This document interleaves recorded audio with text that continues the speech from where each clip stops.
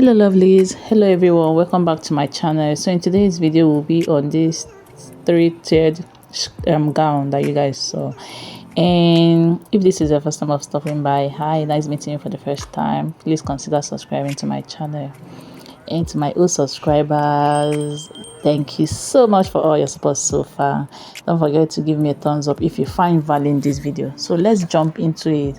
So we are going to be starting from our skirt part, that's the lower part of the gown, and my tape is placed at 14 inches, which is my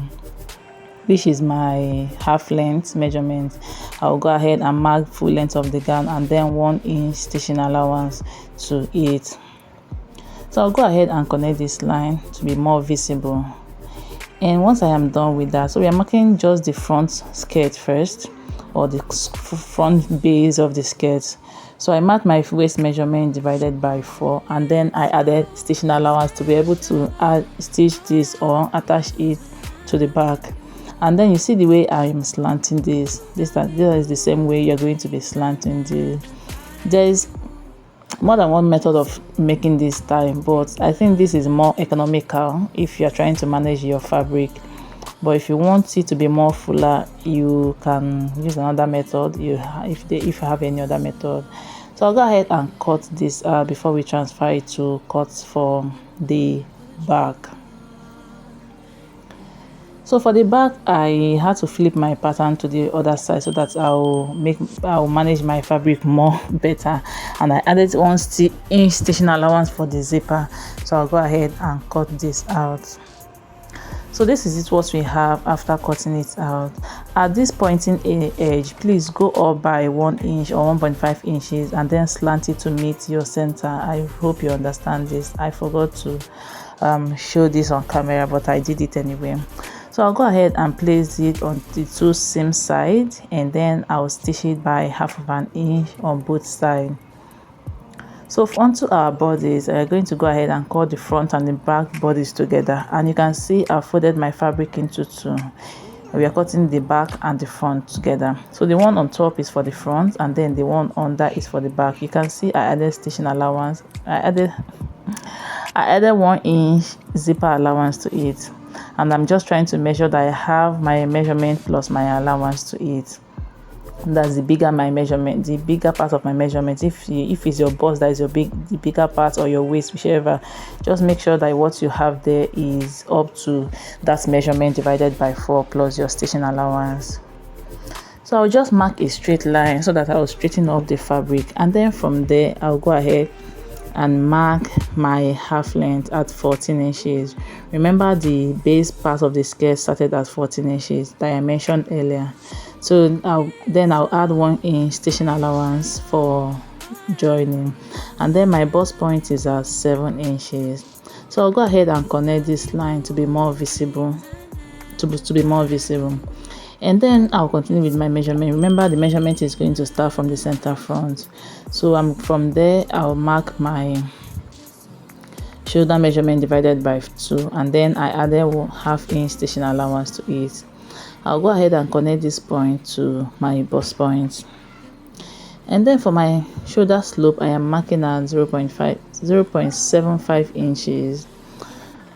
And this depends on how, if you are making for a smaller child like 5 years downward, you can do 0.5 inches, and then for teens to adults you can do 1 inch.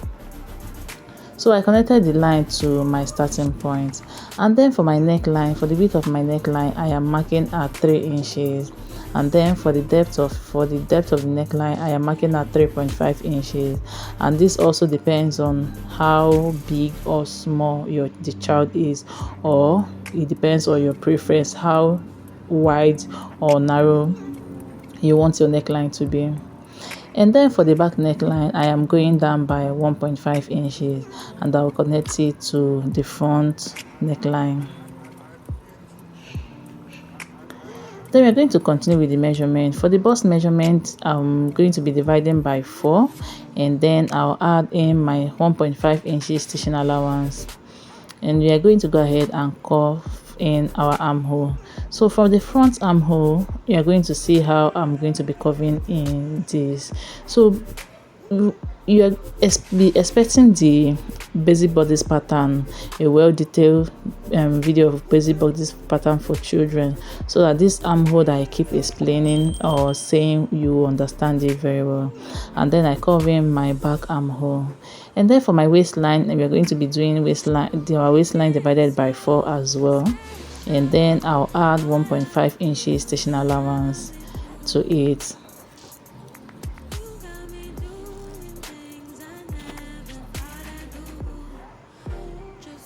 So that's basically all for the bodice of this gown. If you haven't subscribed up to this moment, please take 1 minute to hit on the subscribe button, join the family.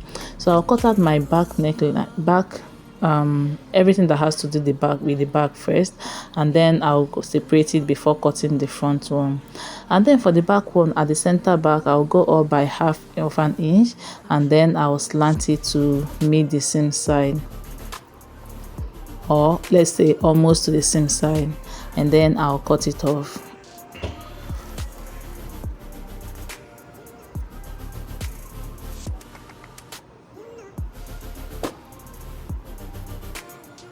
So that is it. I'll go ahead and cut out all the lining pieces for these bodies. Onto the lower part of it, let's say the skirt part. I'm done joining this. You can see. And this is what I was telling you earlier. You should make sure that you cut out by about 1.5 inches so that place will be straightened. So I'll go ahead and measure this place, because that's the first place we are going to be attaching our first layer of gather. So I'll measure this from the beginning all the way to the end, and I have 52 inches for this first part. So we are going to go ahead and measure where we want our patterns to be, or gathers to be. So for the first one, I'll measure to 6 inches. That's the length of my gather. But because I'm going to be attaching another one, I'm going to be attaching this at 5 inches, so that by the time I attach this at 5 inches, the first gather is going to cover up the second one. And then I'll measure another 6 inches, and then I'll go up by 1 inch and make a mark. By the time I attach this at that 5 inches, the second gather is going to cover up the third one, and I'll repeat the same process for the other one. I'll measure 6 inches, and then I'll go up by 1 inch and make a mark there, so that by the time I join the other one on top of it can cover it up. I hope you understand this. So the gather is supposed to be 6 inches, or the length of the gather is supposed to be 6 inches, but I will join it at 5 inches. So that's the simplest explanation. So for the bodies, I've gone ahead to cut out all the lining pieces. So the next thing I'm going to be doing is to pick up one of the fabric, which is either your fabric or your lining. Just know that one of my pieces is my lining and the other one is my fabric. So I'm going to go ahead and pin the 2 shoulders down, and then I'll stitch it down. Whatever I do to this, I do to the lining as well. So this is the fabric cut out. I doubled that measurement, that 52 inches measurement that we had. I doubled it, so every step of my gathers is doubled. But if you want it to be fuller, please go ahead and triple it, or whatever that works for you.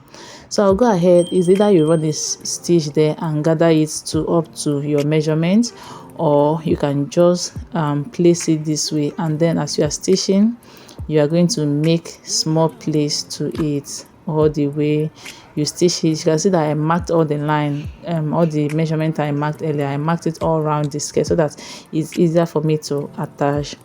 So I'll go ahead and attach this. Just like I mentioned, you can use plates, or you can run a stitch and gather it. For me, I gathered it. So I'll go ahead and attach it, starting from the lower one to the third, to the second, and then to the one at the waistline.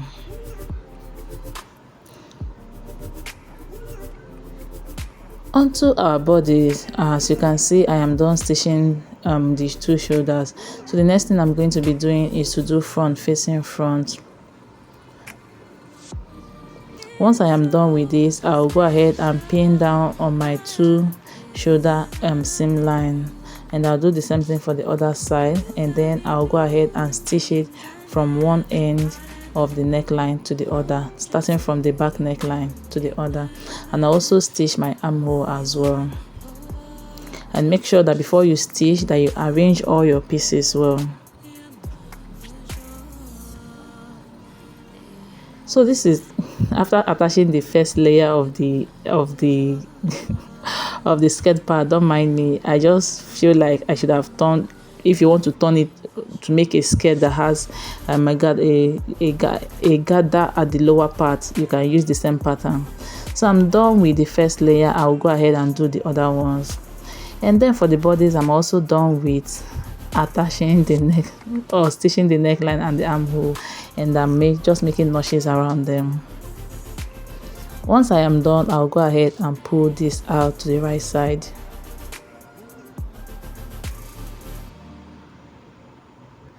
And this is it after I was done. The next thing I'm going to be doing is to arrange this front facing front, and I'll go ahead and stitch on the same side, and I'll do the same thing for the other side as well. So this is the skirt part of this. I'm done attaching it. You can see how it looks like after attaching it. If your fabric is not enough, you can use a strong lining for the skirt base or the base of the skirt. And this is my bodice as well. I went ahead to attach belt to it. If you've been following my channel, you will notice that recently I like attaching belt to this. So I'll do front facing front, and then I'll stitch it from one end to the other. So this is it after I was done stitching, and I also closed my zipper allowance. So to close this zipper allowance, you're going to be closing just the zipper allowance. Then the gather that pass through the zipper allowance, you're going to be, you close it one after the other. I don't know how to explain this. You can see I close it here, and then I top stitch it just the way I top stitched it at the every other side on that zipper area. I just hope you understand this. But the only one that I did not do this is the first layer, because the zipper is going to be on that area, so that's why I didn't do that one. I just hope you understand. So I'll go ahead and attach my zip, and that's basically all for this style. I'll go ahead and search all the rough edges available or around it. I hope you enjoy this style. Give me a thumbs up if you do. If you haven't subscribed to my channel, please do well to hit on the subscribe button, join the family, and please wash my eyes, and I'll see you in my next video. Thank you so much for watching.